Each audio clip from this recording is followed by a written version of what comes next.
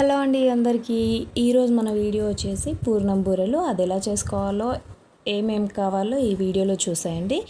First అయితే ఇక్కడ నేను ఒక గ్లాస్తో రైస్ తీసుకున్నాను.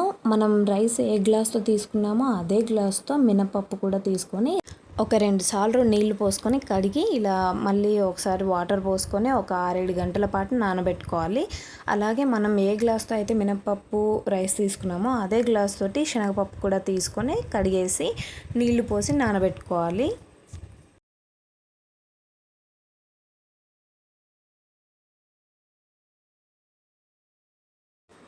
ఆరేడు గంటల తర్వాత ఇలా మూత తీసి చూస్తే శనగపప్పు అయితే మంచిగా నానిపోయిందండి.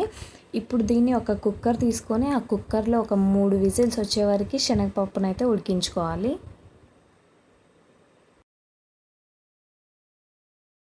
ఇప్పుడు మనం మార్నింగ్ నానబెట్టుకున్న మినపప్పు అలాగే బియ్యం నానబెట్టుకున్నాం కదా, ఇప్పుడు ఈ రెండింటిని నీళ్ళు వంపేసి మంచిగా గ్రైండ్ చేసుకోవాలి, మిక్సీ పట్టుకోవాలి.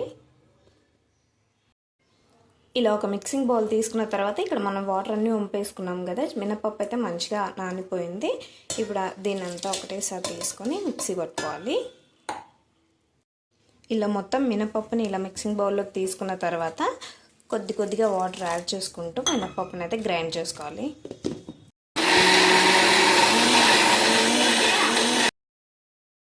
ఇలా మధ్యలో చూసుకుంటూ వాటర్ కొద్దిగా యాడ్ చేసుకుంటూ మిక్సీ పట్టుకోవాలి.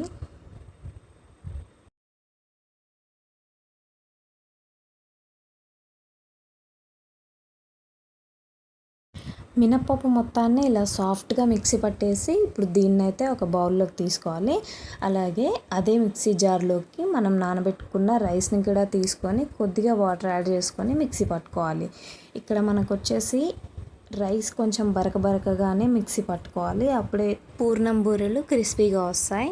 ఇలా మిక్సీ పట్టుకున్న తర్వాత ఈ బియ్య పిండిని కూడా ఒక బౌల్లోకి తీసుకొని ఈ రెండింటిని బాగా కలిసేలాగా ఒక ఫోక్తో కలుపుకోవాలి.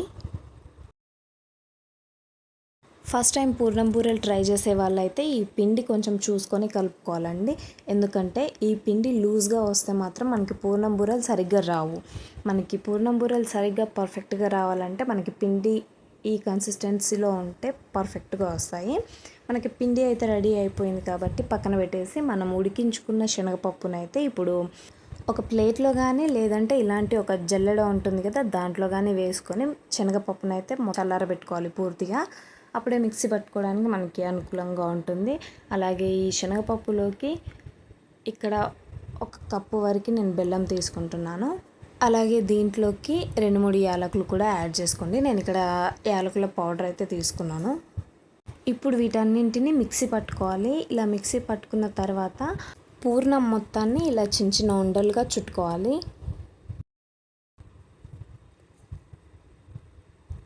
అలా చిన్న ఉండలుగా చేసి పెట్టుకున్న తర్వాత ఒక ప్లేట్లో తీసి పెట్టుకొని అలాగే పూర్ణం మొత్తాన్ని కూడా చిన్న బాల్స్ లాగా చేసి పెట్టుకోవాలి. నేను ఇక్కడ అన్నీ రెడీ చేసి పెట్టుకున్నాను చూడండి. ఇలా మొత్తం చేసి పెట్టుకున్న తర్వాత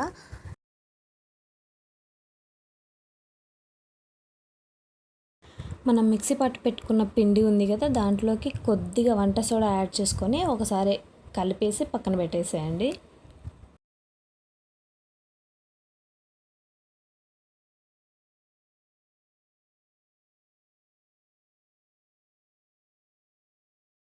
ఇప్పుడు ఒక బాండీలో నూనె తీసుకొని వేడి చేసి పెట్టుకోవాలి.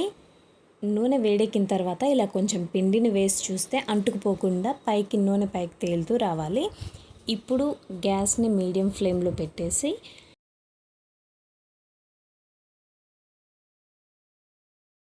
మనం ముందు రెడీ చేసి పెట్టుకున్న పూర్ణం ఉండలు ఉన్నాయి కదా, వాటిని ఒక్కొక్కటిగా ఇలా పిండిలో వేసేసి పూర్తిగా పూర్ణం ఉండని పిండిలో డిప్ చేసేసి ఆయిల్లో వేసేసుకోవాలి. వీడియోలో చూపిస్తున్నట్టు ఇలా ఒక స్పూన్ తీసుకొని పూర్ణం ఉండని అలా ఆయిల్లో వేసుకోవాలి. పైకి పూర్ణం కనిపించకుండా కొంచెం కొద్దిగా పిండితో ఇలా కవర్ చేసేస్తే మనకి మంచిగా వచ్చేస్తాయి పూర్ణం బూరెలు. అలాగే వీటిని స్పూన్తో కంటే చేతితో వేస్తేనే నీట్గా వస్తాయి. ఇలా అన్నింటినీ వేసాక అటు ఇటు తిప్పుకుంటూ ఫ్రై చేసుకోవాలి.